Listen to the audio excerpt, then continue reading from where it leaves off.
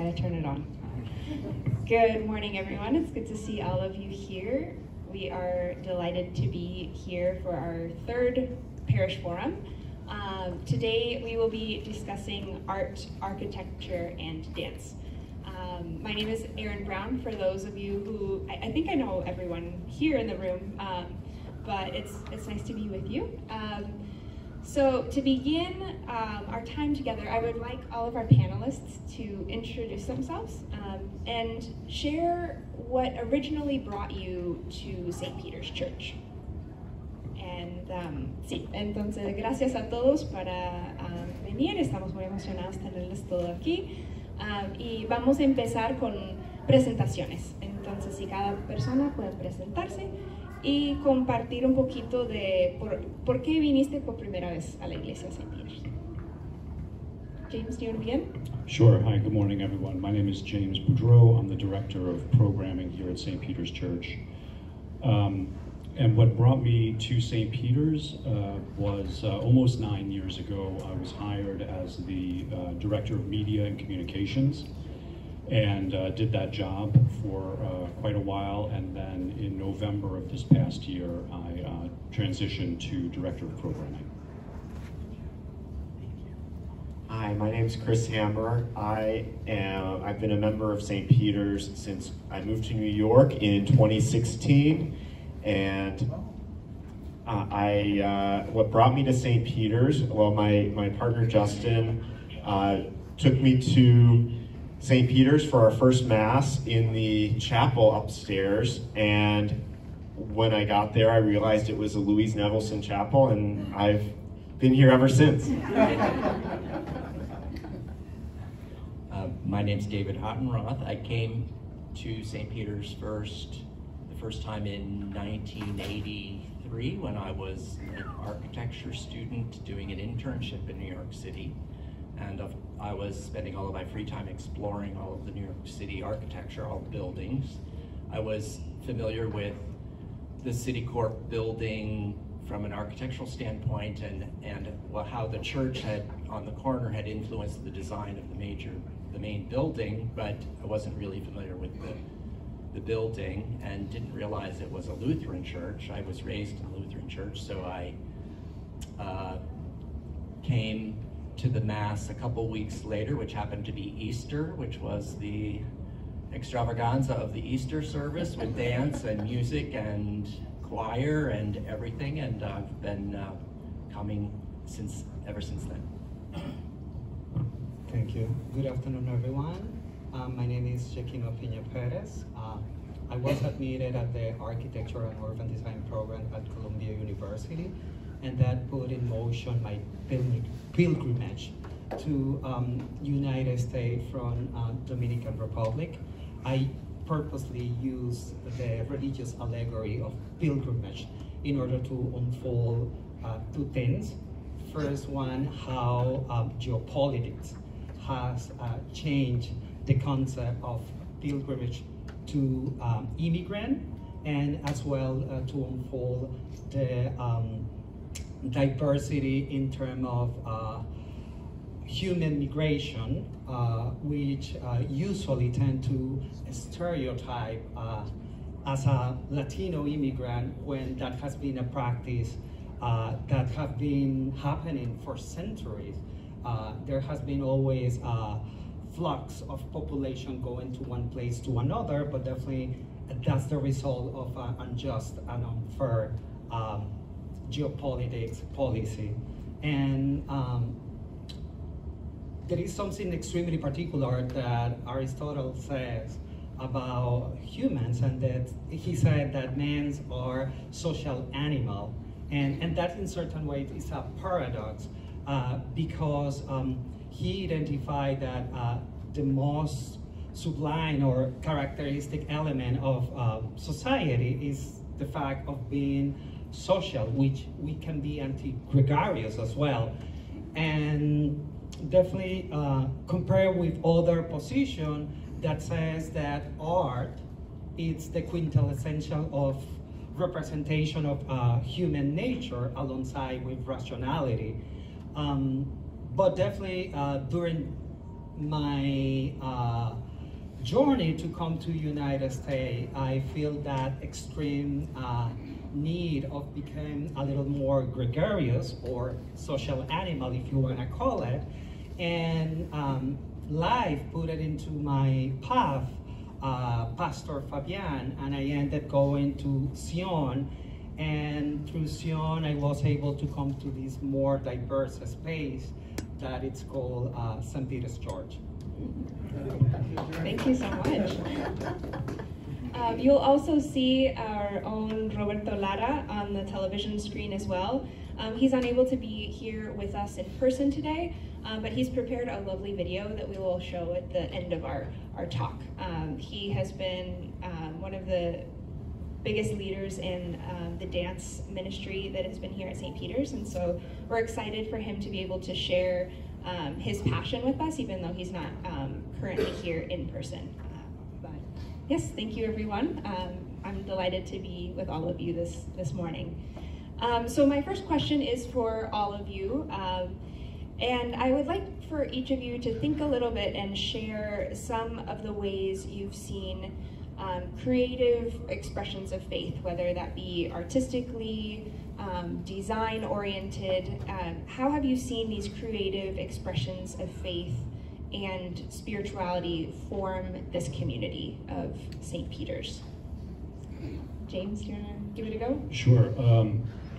So I'm not sure that this answer will match the question exactly, but what I've seen in my experience, I'll just talk about my experience of the last year or so, or particularly the last 5 months or so when I've been officially director of programming. That's put me in contact with a lot of visual artists and musicians, and a lot of people from the community and lovers of fine arts, visual arts, plastic arts, and music. And what I see is that the expression of faith is a love for these art forms and a love for this particular space because of the history of supporting the arts and worshiping through the arts here. So countless people, even just in the last 6 months, have come to an art opening, an artist talk, a jazz vespers, a concert, and they express to me once they find out that I work for the church, how important the place is for them, how important it's been to their spiritual life and their well-being, and everyone has a story because we've been here for so long. So the stories are, I used to come here when Pastor Gensel was here, or I used to be on the art and architecture committee, and it was a very fulfilling experience back in the 1990s. And these people, when they come in, they're speaking with passion and they're speaking from their hearts. They really feel a sense of ownership. They feel a sense of belonging. They feel a sense of responsibility. And I think they feel a sense of need. And so many people are delighted to come and say, I don't know if it's because we just went through the pandemic and then we had the flood, but to say, oh, I'm so grateful that you're here. I didn't know you were back. I'm going to come more. And then to me, that is an expression of a kind of faith, a type of spirituality, and an impulse to participation that I think is extremely important and valuable for our community. Thank you, and tying art and especially the visual arts into faith. Visual arts have been an expression of faith for millennia, and we're living now in an age that has been called, Charles Taylor, the philosopher, has called it the secular age. And what I love about the community here at St. Peter's is how we as a community are sort of reimagining what that expression of faith in the visual arts, in jazz, in dance means in this city and in this age that people choose to come and worship here. People choose to come and listen to jazz here, and we see that in Nevilleson Chapel. We see that in the rotating exhibits that come through the gallery spaces here. We see that in the dance. We see that in the expressions of jazz and tying that into the music traditions here. And so that's really what I love about this community is those how our faith is expressed in the arts throughout throughout the community. To expand what James and Chris have said specifically about the architecture of the building, I feel that the architecture is a very important part of this building, but maybe a more subconscious participant in the arts, and it's such an inspiring space. It's such an inspiring envelope for all of these amazing artist expressions to occur, but the space has such an influence on making the place for this all to occur, and that's something that I so appreciate about the architecture and design of the church. Definitely, I totally agree with your point of view in saying that space changes human behavior, and I think this is one of the main theory that behaviorists say, like we are conditioned by the environment that we are, and definitely architecture is one of them. But I just want to highlight also the fact that St. Peter's was built during the 70s, which was a very unique particular moment in architecture history, and as well there was a completely different urban dynamic at that time. So the city was during what it's called the decade of the city as a result of the epitome of the American urban suburbia. So literally the city was in a state of abandonment, and also you have to keep in mind that one of the most important principles of urban economics is land value. So since you had so many people going out to the suburbia, the value and the economic of the city was failing. So, and the city was at the merge of the bankruptcy. So that put elected officials in order to put a plan in order to bring back population that also is reflected in the taxation and in the provision of public services, including police and diminished crime and so on. And one of the biggest strategies that is used in urban design is to do a small tactical intervention in order to foster development and also to increase land value. And I think in certain way, the approach that was done for St. Peter's Church with that purpose, to create this magnificent space that could attract as a magnet, not only for people and community, but also for redevelopment in the city. And having the fact of bringing, as an interior designer, Pinelli and Associate is a clear expression of that. And also in terms of the aesthetic that was predominant at the moment that the church was built is the modernist aesthetic, which tried precisely to differentiate from traditional aesthetics.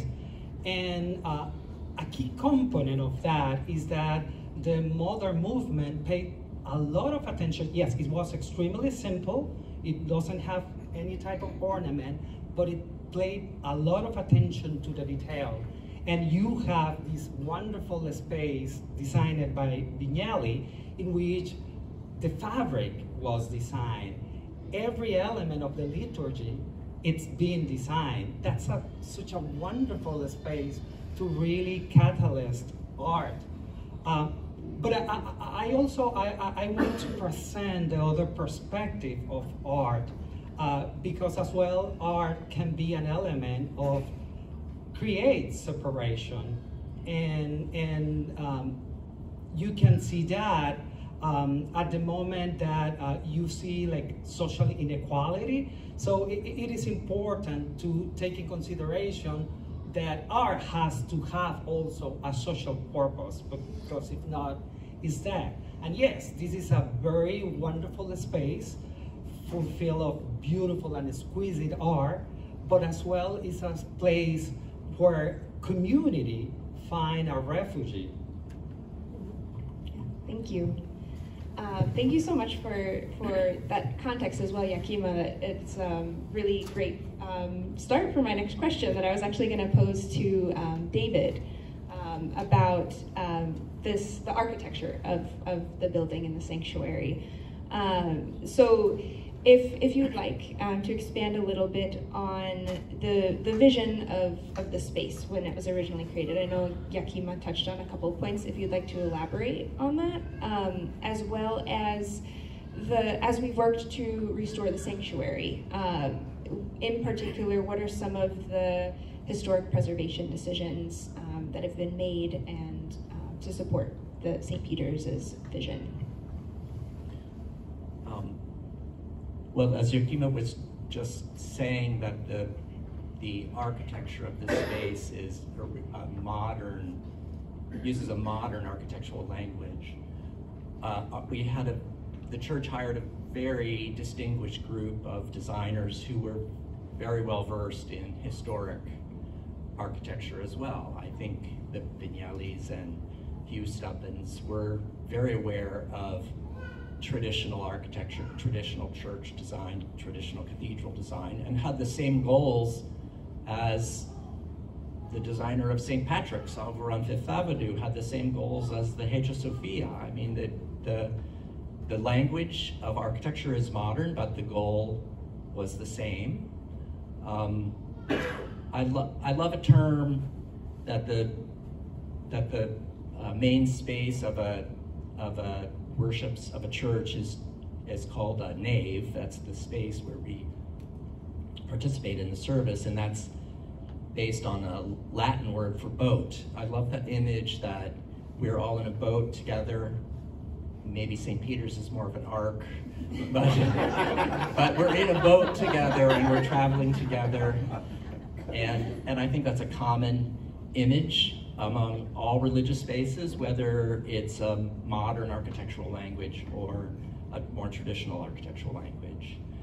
And in terms of preservation, I think we have some obligations to preserve this beautiful space as much as possible as it is. It was very thoughtfully designed by our team, but it was also very thoughtfully considered by the congregation at the time. And they put a lot, I was not a member of the church then, but I know they put a lot of effort and energy into imagining what a church should be, what St. Peter's should be in the 1970s, and envisioning it in the future. And I think we can all see the care that's been put into that, and I think we have that obligation to our history, the history of our church, the goal of the mission of our church, to maintain that image, to maintain that presence. Thank you. Thank you for touching on that, and thank you to both you as well as Yakima for giving us an architectural context. I'd like to transition a little bit more into the visual arts. So this next question will be for both Chris and James. So arts have been a part of St. Peter's history for a very long time.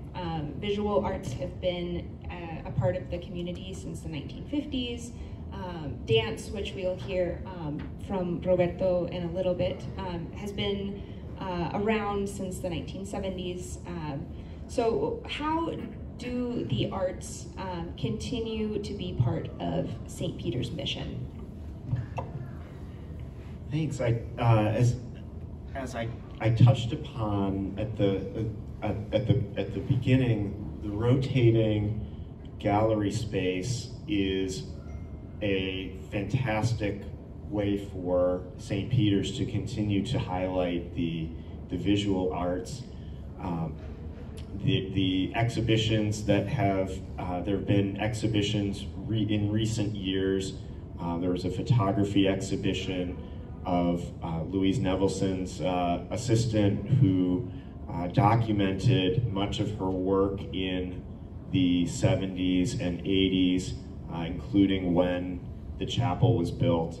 And that is a fantastic way of both tying St. Peter's tradition to the present. And in addition, we've had artists inspired by Louise Nevelson, inspired by the space here. There was another exhibition before the pandemic by the textile artist Chellis Baird, whose work was very strongly inspired by Louise Nevelson. The current exhibition is inspired by our jazz tradition, and is a fantastic way of showing that. And so it's really a part of the community. I also learned recently that we were talking about the Vignelli designs. I learned recently, and as I'm sure many of you also knew, especially the longtime members, but that the pews, the cushions on the pews were Vignelli designed, but they were created, they were made by members of the congregation. And so that, to me, really speaks to the sort of co-creation of both these design professionals, these giants in the field, with every one of you, with every member of the congregation. Thanks. That was a wonderful sort of overview, and I'll just add a couple of things to it, or maybe a couple of tangents on that. I think about the arts programming here in two different ways. One of them is that, as Chris was saying, we have certain exhibits that tie in some way to other aspects of the mission here. For example, the current jazz exhibit, or Chellis, who, as Chris said, was influenced by Louise Nevelson. We've also had exhibits that are not particularly connected or less directly connected to our own history, but that seem to be important in and of itself, the art in and of itself, or that there's some other connection that's not directly to St. Peter's, but is perhaps spiritual or religious in nature. So there are sort of different nuts and bolts ways that we think about what is the art that we want to exhibit here. But overarching that and getting a little more esoteric, I think that there are certain things that foster a sense of spirituality and community, and that is simply being in the presence of artwork, especially in our narthex lobby. One of the wonderful things about being here for almost 9 years now is that when those exhibits shift, the environment becomes different, and sometimes radically different. So we have photographs now. They're beautiful photographs, but it's a realistic art form. We've had very abstract work in there. We've had very colorful work, and we've had black and white work in there. And it affects the way that you feel when you move into the space. And I think, what is happening when I walk out of the office, or walk in the morning, and I see someone standing in front of one of the artworks.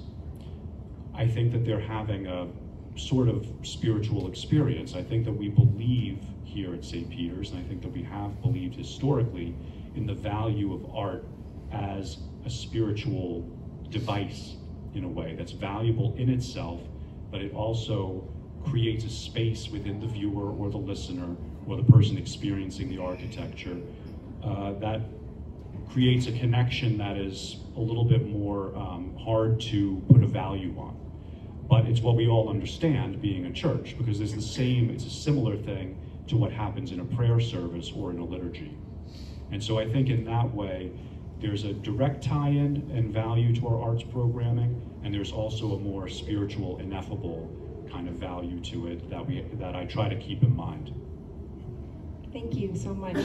Yes, thank you to all of our panelists so far to just sharing their stories. And it's just been great as a person who just came to St. Peter's about 6 months ago to learn all of this history and just learn about all of the artists that have passed through this church. Elaine de Kooning, Bill de Kooning, Arnaldo Pomodoro, Kiki Smith, Louise Nevelson, Anne Sharon Bromberg. The list just goes on. And I think Duke Ellington in the music panel. And I think next week we'll be expanding upon all of the amazing musicians that are also have touched this community.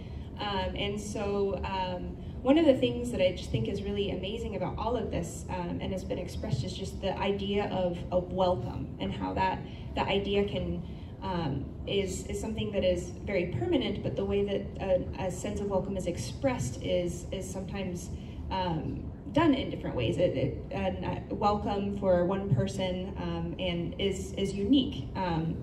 So I wanted to give this question to Yakima, who was a member of the former Zion Church in Harlem, and to just touch briefly on how the architecture here, as someone who was in a former Zion and then came here in the 20-teens or so, how the architecture here provides a type of welcome and how it continues to welcome people today. I mean, first of all, I will approach the question making, in certain way, a comparison between both spaces in order to highlight commonality as well. So, in the case of Zion, architecture basically was in its theoretical primitive concept, which is basically to be a shelter for human activities. So you didn't have like these sophisticated manifestation of art.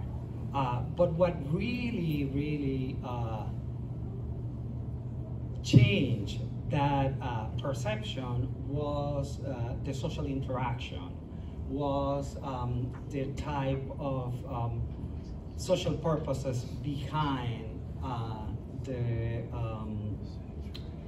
religious component, and of course, being a spiritual shelter for the community, which is one of the main purpose as well. And in that case, yes, sometimes architecture becomes a little irrelevant in that aspect, and as I said, very primitive, compared with St. Peter, that we already says that is a space that nurture art, and since art is also a human creation, definitely it's helped to really think critically about other stuff, and as well to explore elements that are able to question things. And when I am referring to that, it's basically certain element of art expression that people are exposed in this space, open things that perhaps for certain member might not be exposed. And I use as example, like when I arrived today and I saw this photography exhibition of jazz. So the fact of being exposed to something that is out of your routinary component, it will start like building up on you, and that's basically the main purpose of academic, is the accumulation of knowledge and then to put in motion critical thinking. But you need a base. You need to start learning about the world, and then you started questioning the status quo. And I think basically that's what St. Peter's Church provides. You are exposed to more than the basic things, and that's how society evolved. Because if not, we will stay still into the cavern, living as a primitive. But it's this sophistication process of thought that only it's acquired to be exposed to art, that it's purposely thought from a critical point of view. Again, I think I will bring it back what I said at the beginning. Definitely art in that aspect have to be associated to a social purpose in order to really be something that it's only based on aesthetic pleasure. Thank you. I think I saw some hands raised a moment ago. I was just Bruce, gonna do you say, have a question? Were you aware that the first production in the theater down there? Oh, For those that many of us are, but maybe not you. Were you aware that the first production in our theater down there in, I believe, 1978, was the original production of The Elephant Man before it moved to Broadway? Oh. So that was a pretty good launch. That's awesome. Thank you, Bruce. That's awesome. Christopher, do you have a question? Oh, thanks. Yeah, we appreciate it. Well, keep coming. We're just halfway through our program, so we have 6 talks that we'll be giving. So, yeah, please keep coming back. So, before I move on and kind of transition to Roberto's beautiful video that he has made for us, I wanted to pose this question for James, Chris, and David. What are some of the hopes and dreams that you have for the arts, for architecture, continuing forward in this space? Well, I hope we can continue commissioning artists, commissioning music, participating in so many aspects of the culture in New York City, which is related to that, and continue to make our space here reinforce the effects of the arts that we all feel, the reason we're coming here. Yes, I fully agree with David. I think right now where we're at in the life, in the history of this congregation is probably the most important point in our history since this building was built. We have suffered the devastation of the COVID-19 pandemic, and on top of that, the water main break. And so now we are going to be, as these beautiful plans behind us are illustrating, we have both the opportunity and the responsibility to sort of guide St. Peter's, steer the boat, the ark, into these uncharted waters of what these next decades are going to look like. And so that is an incredible opportunity that we have, but also a huge responsibility. So I have really high hopes for what this will look like in the coming years and decades. Thank you. Those are wonderful answers. I have two hopes and dreams for the arts programming moving into the future. And the first one is participation. I think that's the foundation, is participation of people that are already here in our community, people that are outside the community, that are joining the community. And by participation, it can simply be attending something, talking about something that really makes a difference. Simple attendance at a talk, at an opening, is so valuable. And people don't even realize how much they're doing for the community just by being in the seat. The second thing is support. So I would like to see that participation evolve into different kinds of support. So one of them, obviously, as we're embarking on this capital campaign in the future, is going to be financial support. But there's also support of time and by giving time and talent. Just in many ways, just as valuable. We have to have the financial support to move into the future successfully. But in the meantime, we will also take time and talent. So whether that's volunteering at an art opening, or that's a very key way to do it, or just becoming more involved in other programs that we do here at the church. It really makes a difference, and people coming, seeing other people volunteering and giving their time and talent has a cumulative effect. And I think that if we build that, and we are building that, we're starting to build that now, the financial support will come. Thank you very much. I'd just like to give a round of applause to our amazing panelists who are here. It's been lovely to chat with all of you. Thank you for your expertise and time. We've been so thankful to listen to all of you. Roberto, I know, is going to be touching on a lot of these questions regarding what brought him to St. Peter's and his hopes for dance in the future. So I'd invite you all to turn your attention toward the screen. And I know that some people might have to leave for Misa, but feel free to linger and listen in. I think it runs about eight and a half minutes. Yeah. It's only Awesome. Hello everyone, and happy International Dance Day. I'm Roberto Lara, Director of Dance at St. Peter's, a liturgical dance ministry based here at St. Peter's Church. Today, I would like to discuss the profound impact of liturgical dance in the life of our church. Liturgical dance, a form of worship employing movement to convey love and praise for God, has been a crucial part of Christian worship for centuries, facilitating powerful connections between people and the divine. This art form transcends cultural boundaries and enhances worship experiences, fostering a deeper connection to God and to one another. Throughout history, liturgical dance has been present in various religious traditions, and even in Christianity, it has experienced a resurgence in recent decades.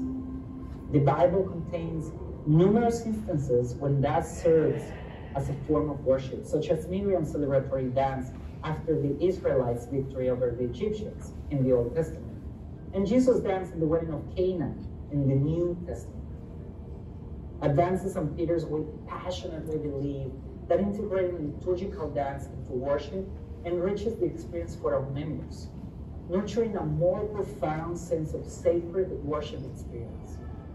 Our liturgical dance program features diverse styles, such as classical ballet, Baroque dance, and African dance, among others, each providing this unique flair to express various facets of faith and spirituality. Furthermore, liturgical dance significantly contributes to worship by creating a multi-sensory experience that engages the congregation, enriching the worship experience and conveying the service's message. As we celebrate the 10th anniversary of Dance at St. Peter's, let me repeat that. As we celebrate the 10th anniversary of Dance at St. Peter's in 2023, I am truly grateful for the support of this faith community and the recognition we have received, including features in Dance Magazine and invitations to perform at synodical and church-wide worship events.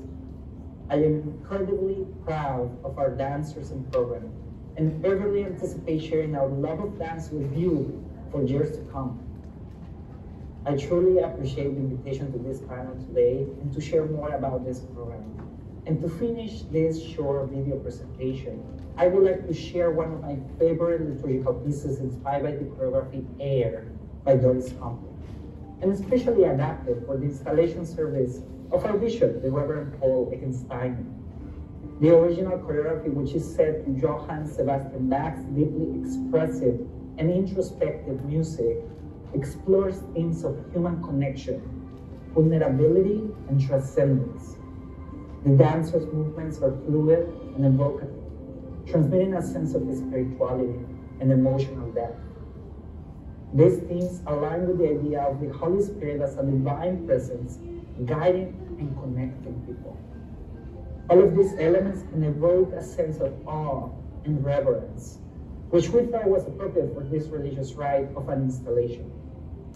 This collective effort was possible thanks to the expertise of our pastor, Jerry Stoller, and our beloved member, Jack Anderson, a world-renowned dance critic who has been an incredibly generous mentor of our dance program. I trust that you will find this piece both moving and inspiring. Thank you.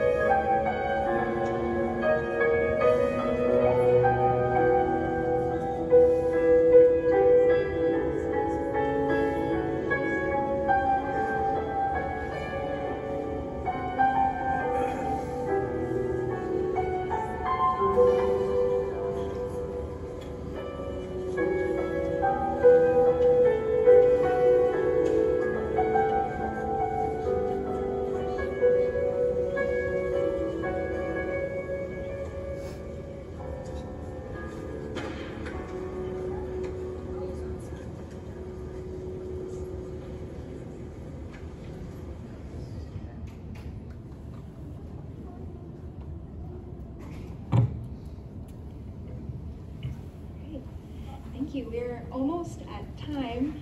Are there any questions for our panelists before we go? I just have one thing I'd like to announce, and that is, since this is about the arts and everything, this Wednesday, May 3rd at Carnegie Hall, my choral society is doing one night only of Gilbert Sullivan's Iolanthe. And it's got a star-studded cast, Christine Eversole and Santino Fontana, both Tony Award winners, and David Garrison, a Tony nominees, several. And Tyler Peck, a principal dancer of the New York City Ballet, will be our dancing fairy. So come and see all the fairies and the piers, and, well, I should say the piers. And it's another great thing, it's at 7 o'clock, so you can get home at a decent hour if you come. So if you have an open space, come on and see Ireland. Thanks, Bruce. Cheryl, did you have a question as well? I was just thinking, James brought up volunteers, and is there anything? Sorry, yeah, the voice is carried. James, you brought up volunteering. Is there a way that you can let us know what we can do to help? Or I know that goes out in various and sundry ways, but you're laughing. But I think people forget. And so if there's any way, I mean, tell us now or let us know in the future, because I'm sure we can all find a way, even if it's just ushering in jazz on May 10th. Thank you. Yes, we need to systematize our ask on that, and we will do that. But in the meantime, what I've been doing is I've been asking people to please come up and talk to me. If you're interested in volunteering, please come and talk to me, and then we'll exchange email and work on it from there. Well, they can use volunteers for the cookies because nobody volunteered today. Yes, that was going to be my next announcement. If you would like to create some, oh, was there one more question? Go ahead, Chris. Okay, great. We've got some volunteers getting ready. Do you have one more quick comment? Quickly, okay. Yes. I just want to, I mean, I didn't have the opportunity to respond to the question regarding what is my hope for the future of architecture, and I think it's fair enough to also have my voice. There is a very particular experience that I had. 4 years ago, I had the opportunity to attend grad school at Harvard, and I went to an event which basically was the Magnificat from Johann Sebastian Bach, which, by the way, is a Lutheran and is a mass liturgy. And next to me was Malia Obama. And of course, she was touched by Bach. Who doesn't? So, and we started like talking like, this is extremely beautiful. And I bring in this small story. It's because definitely art has the unique thing of bringing social cohesion. But again, like art, it's a human creation and also reflect the duality of humanity. It's also separate. So it is important to have in consideration, like, again, reiterating what I said, the importance of having a social purpose on art. And I was extremely mesmerized by the panel using a lot of religious allegory. And I will say, and I will continue with that, and I will bring the aspect that the quintessential manifestation of perfection in the Bible is Jerusalem, which is architecture. And my hope and aspiration for art and architecture is precisely the theory of a very well-known professor at Columbia, is to be the instrument to create a just city. Thank you, Akimo.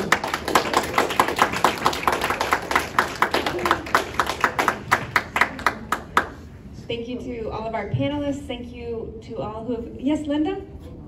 Just one comment.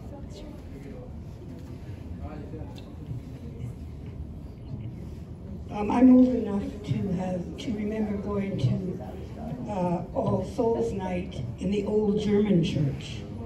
So I'm speaking as an old lady, but I think one of the aspects of art that we need to remember is, which was very much felt in that All Souls Nights, is chaos, uncertainty, not being planned. As our history becomes institutional, we have to remember to risk. And I think that's what our combined congregation is a risk. And that's the way of keeping alive and artistic, is to accept messiness and uncertainty along with all the prettiness. Because we always make a mess when we're creative. And we have to remember to allow room for that mess. Anyway, that's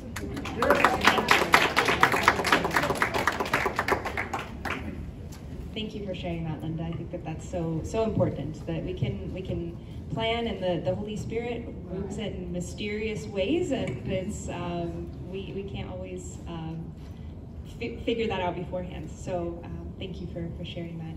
Thank you for all of our wonderful guests this afternoon. Please have a great rest of your day. Feel free to have some snacks, some coffee. And if you are interested in bringing some snacks for next week, I think we still have a slot signed up. So if you would like to bless us with your creative cooking or just creative charcuterie board, we would be very appreciative. So thank you so much. Have a great afternoon.